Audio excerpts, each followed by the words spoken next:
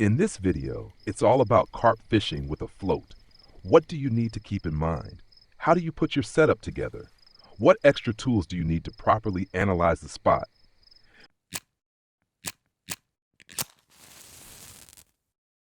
Yes, I'm standing here once again at Bearlake, a classic spot that generally works again and again. Simply also just to show float fishing for carp a little more closely, because that was also requested recently.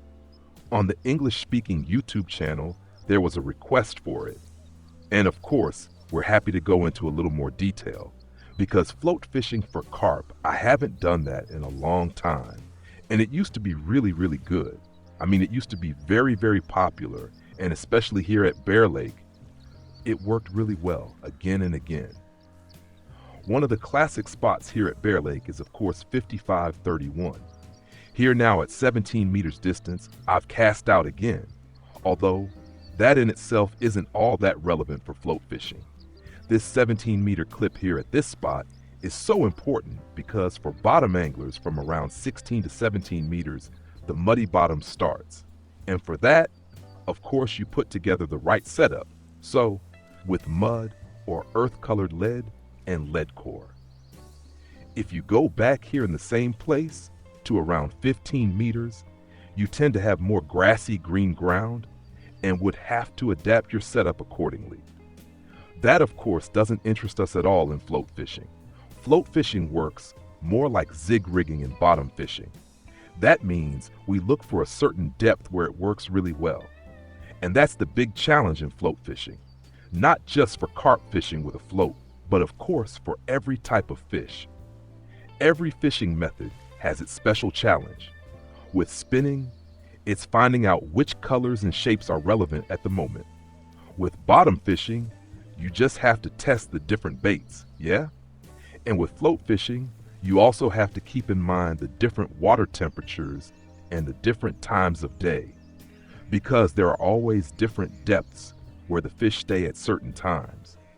So with float fishing, we have several challenges to overcome. On the one hand, we have to find out the right baits, and on the other, we have to know in which layer the fish are currently staying. Right now, it's still cold here at Bearlake, but it's already changing over into the warm water range. If the water temperature is rather cool, it means the fish move up higher, because near the surface they find much warmer water. And up there, the fish tend to stand in the sun and warm themselves up a bit. So if the water temperature is cold, we tend to need shorter leaders, or rather we set the baits higher. To get as high as possible, I'm using a relatively short leader right now. We'll take a closer look at that in detail in a moment. So right now we've got something at the 1. I still have the line clip on. By the way, it releases as soon as the fish bites. That means the line drops right down. And now we've got it. Then we can set the hook immediately. That's always a nice sign. It makes it really easy in carp fishing to detect a bite. So casting out again. At the moment, I'm set to 80 centimeters depth. So straight back out here to the 17 meters. And now, of course, we have to see, is 80 centimeters the right depth? Does that work well? I'm also testing different baits right now. And since we now only have a carp hair rig, we can't use a pop-up corn for testing. For bottom anglers, that's always extremely practical. They can easily test with a small size 6 or size 4 hook and a single corn to see which flavor is interesting, and accordingly, test a spot with small baits. The smallest thing we have here is small boilies. What we have here is something like the classic bottom rig, but now on the float rod, here on the match rod. And here we go again. I think I'll just rebuild all the other setups right away and do exactly the same as I have here with the yellow float, because that seems to be delivering right now. And there it goes in, and immediately, strike, yes, perfect. So the next common carp we have here. Well, look. So this is what my setup looks like right now. One of the best rods in the game is the Rebellion Match 420H. We also have extra points for the match rig and for the carp hair rig. Plus, we get another 5% extra in the entire float fishing skill area.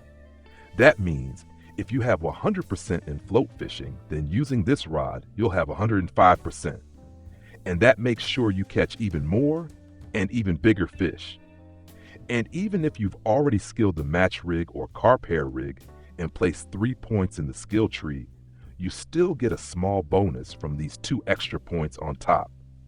This bonus, however, is not as big as the first 3 points you skill. It only increases very minimally.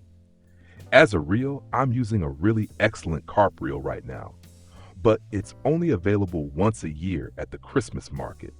So if you still need a good reel for carp fishing, this one is really worth it. And you can also use it for the first steps at the North Sea because the Overlord is absolutely robust, has an insanely large line capacity, and extremely low wear values. In addition, we can even repair the reel at the flagship store of the company Simon at Bearlake, which means even lower repair costs. So, let's take another look at the rest of the setup. Of course, we have a Waggler here. With Wagglers, there are different shapes and weights, different sizes. A Waggler that also lights up at night is the one from the Atterman shop at the Donets. I already showed it in the last Donets video. It's worth it. If you can't buy these white floats right now, that would definitely be a good alternative. They are also available here in different weights, 10 gram, 12 grams, and 13 grams. At the moment, I'm using a size 1 hook and relatively small boilies. And as I said earlier, this is basically the classic hair rig, just like you know it from bottom fishing. So we use sinking boilies and sinking pellets, but we present the sinking baits exactly at the depth we're testing at the moment, and no longer like in the past, when we always had to go right down to the bottom. That means we don't have to do float fishing where the bait is always lying on the ground anymore. Now we can set exactly the depth we want to test. It's almost midday, but it's actually not that warm. So I'll stay more in the upper water layers for now. How big a water layer is and how far that counts, we actually have to test and try out. There's no precise information about that. A few weeks ago, we had a detailed Q&A with TP Catch from Russian Fishing 4 on the subject of the Zig Rig. And the Zig Rig is basically exactly the same as float fishing, just for bottom fishing. So we have different zones in the water, and when we want to fish in these different zones, it doesn't matter whether we do float fishing or fish with the Zig Rig. With float fishing, we of course cast the line out, have our Waggler or float up here, and then set the depth we want to fish at. And with bottom fishing using the Zig Rig, it's basically the same. We cast to the bottom, we don't have a float, but our lead of course. And with the Zig Rig, we set the leader so that we fish exactly in the zone we want to reach. However, with the Zig Rig, we are a bit limited because the leaders are only 1.50 meters long. This means at especially deep spots, we can't reach the very top water layers. For that, of course, we have the match rods. And with these float rods, we can fish anywhere as deep as we want. But both have one thing in common. We have to find out which zone is currently interesting. And here it can definitely happen that we also go much shallower. Right now, I'll set it to 45 centimeters, relatively close to the surface. And in the evening hours, we'll let the bait sink down more towards the bottom and try to present the bait right near the ground. That was also a recommendation from TP Catch for Zig Rig fishing. In the evening hours, fish with a shorter leader, which in Zig Rig bottom fishing means the bait can't drift up as far. And in float fishing, from above, it means we let the bait sink lower and then set the depth accordingly. And of course, as always in carp fishing, we have to feed the spot. Here a spod rocket is of course recommended. Right now, I'm using the Percy Spod 3.5 perfectly fine, simple reel on it, nothing special. However, I use different spod rockets. The closed spod rocket is generally for larger particles. That means if you crush boilies or use very large feed pellets, or even whole boilies in your feed mix, then better use the closed spod rocket. And if you use small, fine particles, then rather use the spod version here. Neither of the spod rockets have to stay at the spot. That means you throw the feed into the water and can reel in again immediately. And another rod is also a must, because we have to know how deep it actually is at the spot where we are fishing. And that means we also need a marker rod. In this case, I'm using the Fortuna Marker 134 LB. The setup is extremely simple here as well. And with that, I'll now cast out here to the 17 meters. We are of course going straight into the line clip, and the lead is now pulling this big fat marker float downwards. Now I press enter. With that, I have just closed the bail arm. Open the bail arm again, and the float comes back up. So there it is already. And now I wind in very slowly, reel in very slowly, up to here at the front. And there we have it already. So until the float is just standing upright, and already the information comes in down here at this spot. We have 2.5 meters depth here. That is essential, because only now can we know how these 3 layers might be arranged. At least we can somewhat guess it. That means we have 3 different layers. It is 2.55 meters deep here, so the lowest layer will certainly be somewhere around 2 meters. The top layer will certainly also be within the first meter. Well, and everything in between is simply the value in between. But we still have to test that. And for that, of course, such a rod is also really practical.